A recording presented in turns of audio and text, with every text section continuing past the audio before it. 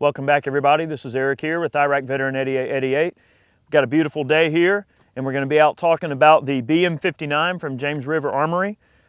This is kind of the Italian cousin to the M14. In a lot of ways, I would say maybe a little bit better rifle than the M14. These are available exclusively at Classic Firearms. I bought this one from them. Excellent guns. They're built on Garand receivers, so unlike an M14 that's kind of more or less like a purpose-built gun, what the Italians were kind of doing back in the day, you know, they adopted the Garand after World War II, obviously, and they were licensed to produce the M1 Garand. So Beretta actually made M1 Garands for a while. And after a while, obviously, just like the rest of the world, they realized that a magazine-fed autoloader of some sort was going to be in order, as opposed to the enbloc style of clip feeding that the Garand offered. Although, excellent rifle, a lot of people realized that it was kind of on the way out, despite being such a good technology for the time.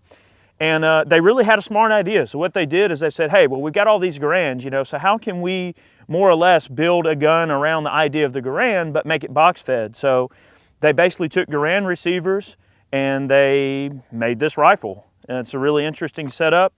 20-shot detachable box magazine. It is a proprietary magazine, so it won't take any other type of magazine but the BM-59 magazine. In terms of the construction of these guns, they're brand new US produced barrels, and James River Armory is actually making, I believe they're cast receivers that he's making. Don't quote me on that. I haven't double checked that information, but he is making his own receivers. Although this one appears, unless they were just going for the markings, this appears to be a surplus Garand receiver.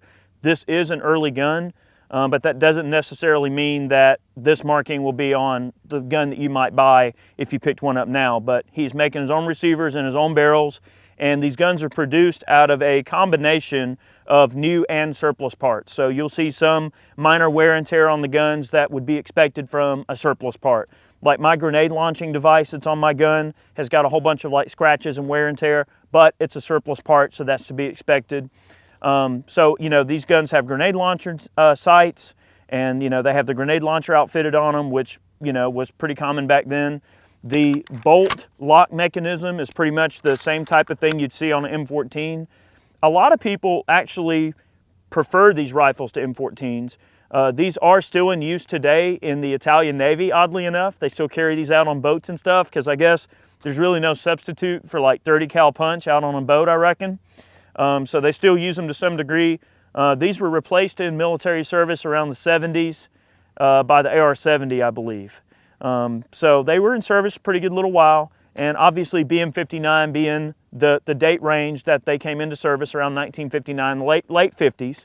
And of course we know that the M14 was adopted by the US military in 1959 as well. So pretty much spot on there in terms of both countries kind of adopting that new technology. But I think it's smarter of them to take an existing design and try to come up with a workaround. That's a very economical solution to a problem that they faced. So that's very good on their part to see the ability to do that.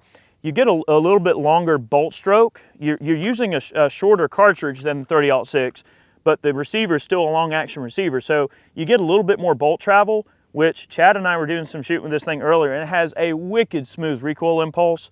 This gun also features a built-in bipod, which is kind of nice. It really is kind of a Cadillac rifle. It's got a lot of nice features about it. You also have this little neat winter trigger. Weapons unloaded. You got a winter trigger down here, so if you're wearing gloves or whatever, that's your trigger, okay? And I'll tell you what, just for fun, we'll do some shooting with the winter trigger as well. It flips out of the way. The safety, obviously, is the same exact location as an M1 Garand would be, but enough talking. Let's shoot this little girl a little bit and see how she does. Earlier, this thing was just purring like a little kitten, like a little Italian kitten. That's right. I wish my 83 Fiat worked as well as this, but we won't go there. Yeah, we're not going to talk about the Fiat right now. All right, no, we're not. So Chad's going to spot. We're just going to have some fun with the little BM-59 here. Fun indeed. And ammo. This is very important. Oh, yeah. Yeah. So the ammo we're running, this is some Lithuanian Triple G surplus ball ammunition. This is probably the Cadillac of ball ammo. If any of you guys have ever ran any of this stuff, you know it's very, very exceptional ball ammunition.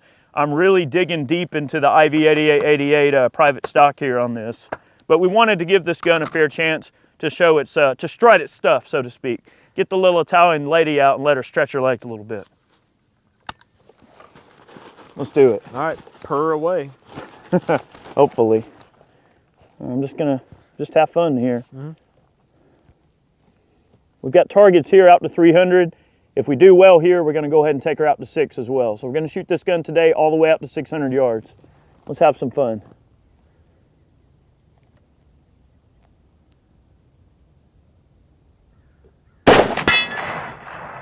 All right, you hitting in the neck. Remember, use a bullseye at 100. You got it.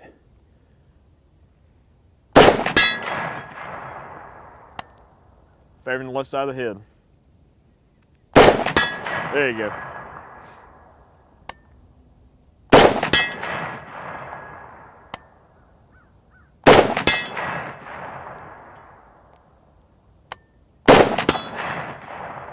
Favoring slightly left and high of center.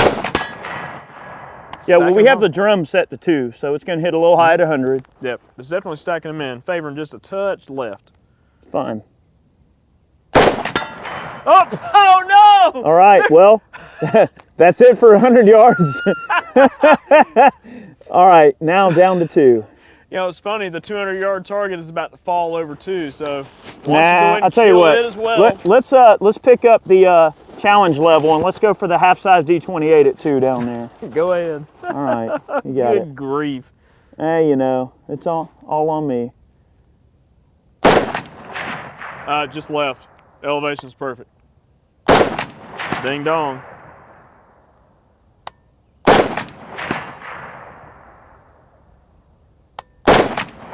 Just left.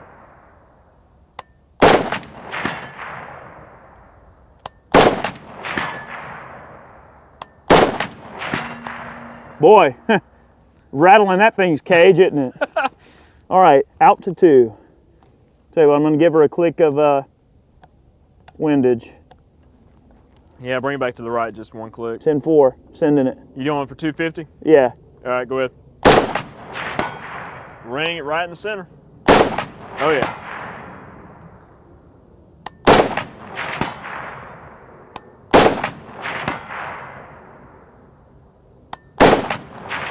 And it seems like windage-wise, that thing's just kind of like right in the middle. You give it one click left, it hits a little bit too far left. One click right, hits a little too far right. Pretty coarse windage adjustments on that little drum. Yeah, I've noticed that.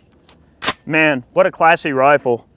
You know, this is a great way to kind of scratch that M14 itch without buying an M14. Oddly enough, some of us just want something truly kind of unique and different. And I like the M1A, you know, it's a great gun, but I don't know, I have to say, just for fun, especially if I'm gonna keep the gun in like original wood stock configuration, no scope, no bull crap, none of that, this really is kind of hard to beat. It's a pretty neat gun for sure. Yep. All right, Can't believe you 300. broke my target. Look at you. I'm trying to take my time here. Going for 250 again? No, 3. 3? All right, spot her up. Good. Yep. Go. Yeah, favoring on the right edge. Elevation's right on. 10-4. Impact in the center. Favoring high.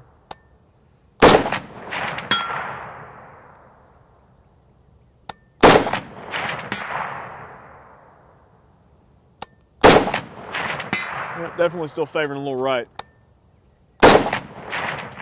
Just off the right edge up top.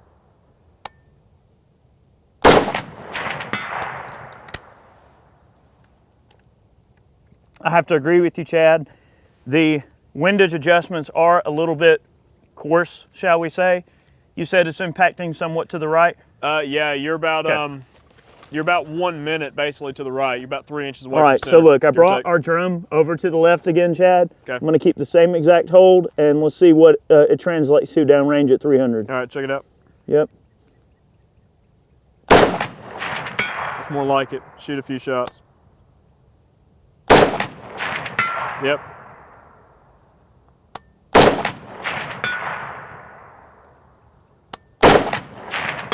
Yeah, much better in the center there.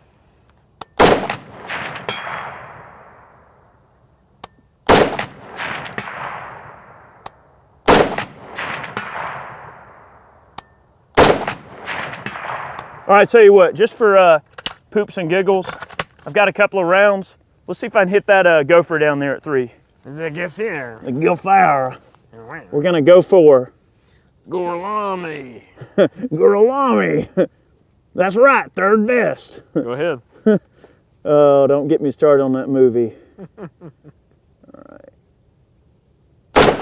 Oh, just past his back. Oh, no. It's like right there in front of him. Oh, right next to his head. Oh! Did I get him? Bullseye. No! Did I got miss him. him? Yeah. Is that your last shot? That was it. Well, you got him on the last shot, so you ended well. All righty. We're gonna go up the hill here. You can see that the BM-59 is definitely slinging right in there. This is just great. Let's go up the hill and shoot some out to 6 just for fun. Let's do it. All right, like always, I can't let Eric have all the fun, so moved up to the tower here. We're gonna take some shots at 600 yards. Just gonna go for the gusto. Take about a mag apiece and just run this thing and see. I was shooting it earlier off camera, and man, this thing is just such a smooth recoiling gun. That brake really does help quite a bit. All right, I've got my elevation dial back here set to 6. We're just gonna see what happens. Eric's gonna spot, and we're gonna go from there. Go for it. Probably take me a mag to figure out where I'm hitting, and then he'll probably land every shot, you know. Oh, I don't think so. I think this thing's gonna put him right in there. Ooh, she's tiny. Oh man, the front sight post is pretty narrow, but that target is still like 1/3 of the front sight post. All right, let's go run for it.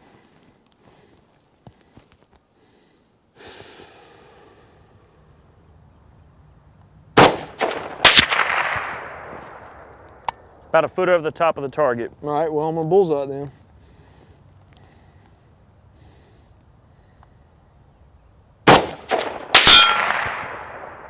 Impact.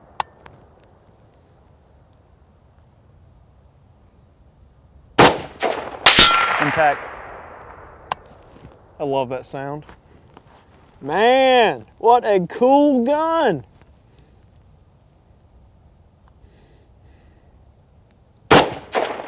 Impact. Impact.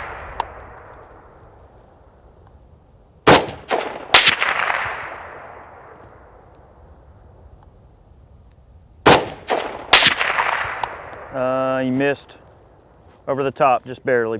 Keep your good strong bullseye.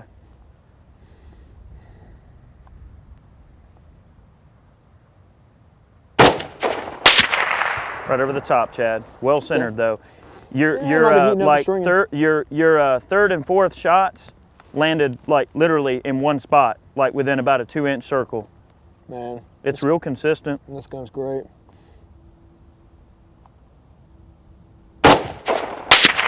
Right over the top. Man, over the top still, okay. Dial that elevation down just a hair. No, I'll just hold a little bit lower. All right. Impact. Low right, you might have pulled that one. Yeah, maybe. The glasses are fogging up. Old PPE getting in the way.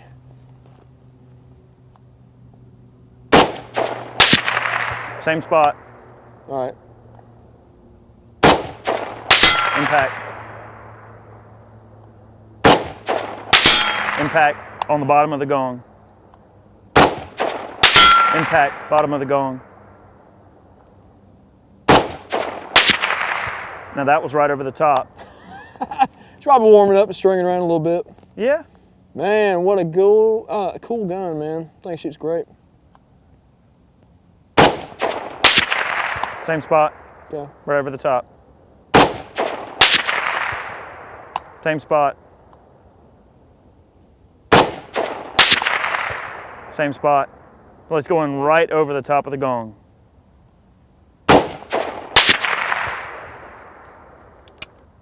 Getting a little bit of mirage on there. Yeah, it's easy to do. Yep, for sure. Well, all right. Eric's turn. Man, what a good shooting gun. All right, that's some pretty dang good shooting there on Chad's part. I'm gonna try my effort here with the BM-59 at 6. I am going to opt, just based on my observations from spotting just then, I'm going to opt to dial down just a little bit. We're going to retain the bullseye hold and see if those high rounds that were hitting just over the top of the plate, see if they do indeed lob right in like they need to. Probably and will. I promised that I would use the winter trigger, so I'll tell you what, let's try the winter trigger at 600 yards. Whoop, there it is. Little bit of a handicap. Not that Chad needs it, but I wouldn't say it's a handicap. It actually gives you a little bit more leverage on that two-stage trigger. let's see what happens. Cheater. No, it's definitely not the same. Oh, I'm going to regret this. All right, winter trigger. Run it.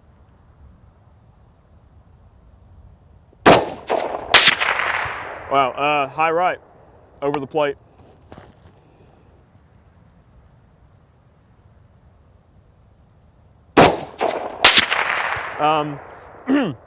Right over the top, favoring just slightly right.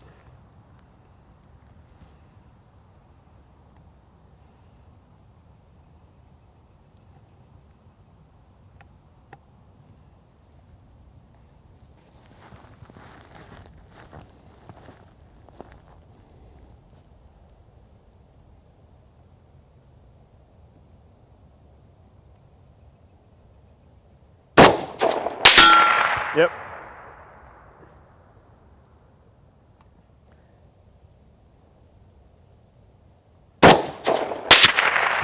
That was high and right again. Use the real trigger. No, the trigger's actually not bad. Really? All right. It's kind of stringing around quite a bit. There you go. Good center mass hit.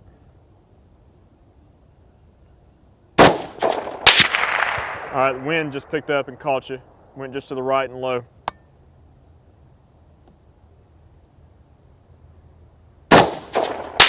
Yep.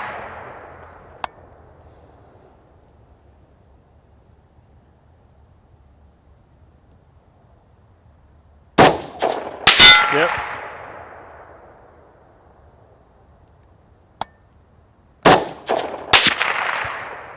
Just a little low and to the right there, about 6 inches off the plate.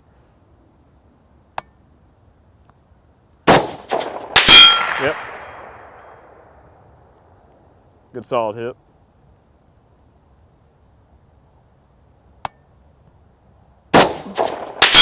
Yep.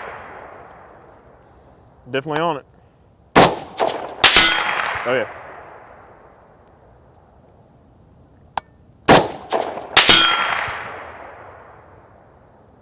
You're in there.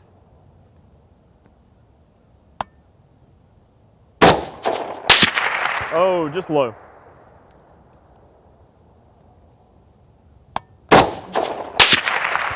Just low again, same place.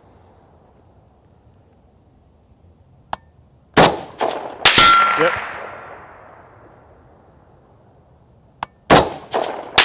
Oh yeah.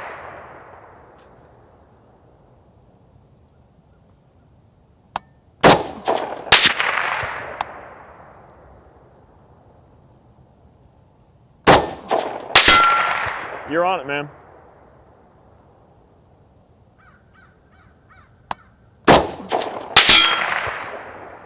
Yep, good impacts. Not bad, boys and girls, not bad at all. I tell you what, it is an interesting observation. You mentioned the leverage on the trigger. I'm using 2 fingers to pull the trigger. Just, you know, just for the heck of it. I was trying 2 fingers, you know, why not? Because you got that big space, right? Yeah. I'm pulling that winter trigger with both fingers just to, you know, just to kind of get an idea of what's what there. Well, guys, hopefully you enjoyed this look at the BM-59 from James River Armory. Just a wonderful rifle. Definitely would be an awesome addition to anybody's military gun collection. That's kind of what I was looking at when I picked it up, and I figured, you know, heck, I bought one, might as well do a video on it. It's an awesome gun, something you don't really see every day. These kits have been available for some time. I mean, you can go through like Sarco. I don't know about now, probably not, but you used to be able to go through Sarco and you could buy like M1 Garand receivers, you could buy a BM-59 kit, and if you were a skilled enough machinist, you could fit your own barrel and build your own clone if you wanted to. Even though it's a clone, it definitely has the that awesome military rifle appeal that's just great. And this is a hit with all the collectors. I mean, guys love this kind of stuff. So thank you for watching today's video. Hopefully we showed the little gun some justice. Let the pretty little Italian lady stretch her legs a little bit here. Not really, American-Italian mix, let's just put it that way. But definitely a nice little homage to the BM-59 design, and I believe that his rifle that he built here pays a pretty proper tribute to the BM-59. Interesting footnote in military history. Guys, thank you for watching today's video. We'll catch you next time. Much more on the way.